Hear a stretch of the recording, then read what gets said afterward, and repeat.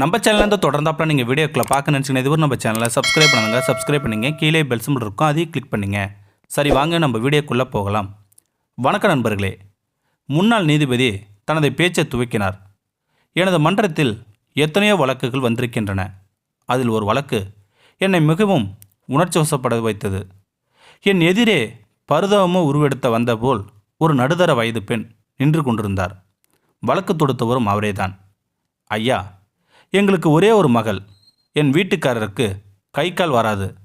நான் நாளைந்து வீட்டில் வீட்டு வேலை செய்து அதில் வரும் சம்பாத்தியல்தான் கணவரையும் மகளையும் காப்பாற்றி வந்து வருகிறேன். மகளையும் கஷ்டம் தெரியாமல் வளர்த்தேன். பலரது கால்களில் விழுந்து நல்ல பள்ளியில் படிக்க வைத்தேன். வேலை செய்யும் வீட்டில் நல்ல உணவு கொடுத்தால் கூட அதை சாப்பிடாமல் மகளுக்கு கொண்டு வந்து கொடுத்து அவள் சாப்பிட்ட சந்தோஷப்படுவதை பார்த்து மகிழ்வேன்.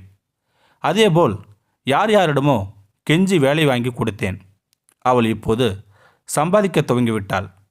எங்கள் கஷ்டம் எல்லாம் போய்விடும். இனி அவள் எங்களை பார்த்து கொள்வாள் என்று நினைத்தபோதுதான் அவள் காணாமல் போய்விட்டாள். அவளை அவளது விருப்பமின்றி யாரோ மயக்கும் வார்த்தை கூறி கடத்தி போயிருப்பதற்காக சந்தேகப்படுகிறேன் நான். ஆகவே எப்படியாவது என் மகளை கண்டுபிடித்து சேர்த்து வைக்க வேண்டும் என்று கோரிக்கை வைத்தாள். நீதிமன்றத்தின் உத்தரவுப்படி அவரது மகள் நீதிமன்றத்தில் ஆஜர்படுத்தப்பட்டார். மிக அலட்சியமாக நின்றிருந்த அந்த இளம் பெண், யாரும் என்னை கடத்தவில்லை, நான் மேஜரான பெண், எனக்கு பிடித்தவருடன் வாழ்வதற்காக நான் தான் விரும்பி சென்றேன் என்றார் அந்த இளம்பெண். நல்ல ஆங்கிலத்தில் பேசிய அந்த இளம்பெண்ணிடம் சம்பாதிக்கும் தோரணையும் இருந்தது. சரிம்மா, அதுக்காக உன்னை கஷ்டப்பட்டு படிக்க வைத்து ஆளாக்கிவிட்ட பெற்றோரிடம் ஒரு வார்த்தை கூட சொல்லாமல் அம்போன்னு விட்டுட்டு போயிட்டாம்மா, என்ன நியாயம் என்று கேட்டேன் நான். அந்த இளம்பெண்ணிடமிருந்து பதில் எதுவும் இல்லை. இதற்கு மேல் சட்டத்திலும் இடமில்லை. ஆனாலும் என் மனம் கேட்கவே இல்லை. ஏதாவது ஒரு ட்விஸ்ட் நடக்கும் என்று நினைத்தேன் நான். ஆனால் இது சினிமாவில் வரும் நீதிமன்றம் அல்ல, நிஜமான நீதிமன்றம். இங்கே உறவுகளுக்கும் உணர்வுகளுக்கும் முக்கியத்துவம் உண்டு. எல்லாமே யதார்த்தமாக நடந்து விடாது. சரிம்மா, உன்னை ஒன்றும் சொல்லலை, உன் கூட உன் அம்மாவை கொஞ்ச நேரம் பேச வேண்டும் என்கிறார். 1 மணி நேரம் பேசிவிட்டு வாருங்கள் என்றேன் நான். இருவரும் பேசும்போது அந்த தாயின் பாசம் மகளின் அடிமனதை நிச்சயம் தொடும். பழசை நினைத்து பார்ப்பாள். கொஞ்சமாவது பாசத்தோடு ஏதாவது செய்ய முற்படுவாள் என்பது என் எண்ணம். ஆனால் அவர்கள் பேசி முடிந்து வந்தபோது நான் நினைத்தது எதுவுமே நடக்கவில்லை. ஐயா, உங்களுக்கு எல்லாம் நிறைய சிரமம் கொடுத்து விட்டேன். என் மகள் அவள் விருப்பம்படி விரும்பினவங்க கூடயே இருக்கட்டும். அவள் சந்தோஷமாக இருந்தா சரி என்று 2 வார்த்தையில் சொல்லிவிட்டு, ஒரே ஒரு வேண்டுகோள் தாயா, இவன் மேலே இவங்க அப்பனுக்கு கொல்ல உசுறு, மகளை பார்க்கறதுக்காக வந்திருக்காரு.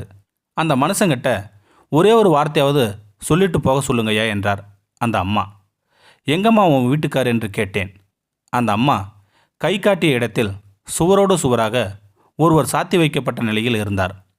அவருக்கு கை கால் வராது என்பதால் தூக்கி கொண்டு வந்து சுவற்றில் சாத்தி வைக்கப்பட்டுள்ளனர். கோர்ட்டில் நடப்பதையெல்லாம் பார்த்த அவர், அவரது கண்களில் இருந்து கண்ணீர் தாரத்தாரையாக கொட்டியது. அந்த அன்பு மகளை நோக்கி என்ன செய்ய போகிறாய் என்பது போல பார்த்தேன்.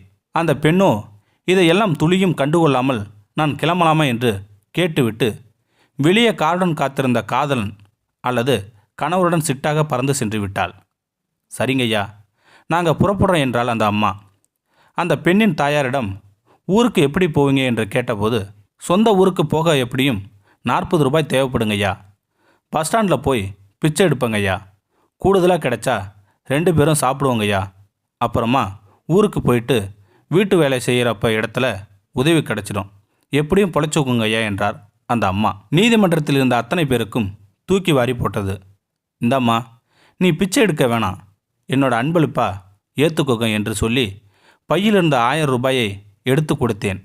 நான் கொடுத்ததை பார்த்த நீதிமன்றத்தில் இருந்த வழக்கறிஞர்கள், ஊழியர்கள், பார்வையாளர்கள் என்று ஆளுக்கு ஆளுக்கு கொடுத்ததில் 40,000 சேர்ந்தது. அதை அந்த அம்மாவிடம் கொடுத்து, உங்கள் கவலைக்கு இது மருந்தல்லம்மா, ஊருக்கு போவதற்கான சிறு தீர்வுதான் என்று சொல்லி கொடுத்தேன் நான்.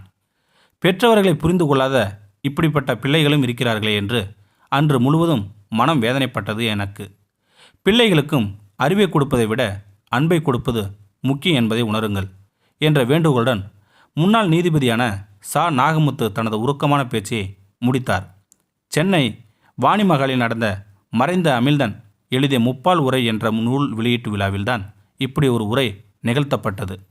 இந்த வீடியோ உங்களுக்கு பிடிச்சிருந்தா லைக் பண்ணுங்கள், ஷேர் பண்ணுங்கள், கமெண்ட் பண்ணுங்கள், கூடயே சப்ஸ்கிரைப் பண்ணுங்கள், கீழே இருக்கிற பெல் சிம்பலையும் கிளிக் பண்ணுங்கள். தேங்க்யூ ஃபார் வாட்சிங்.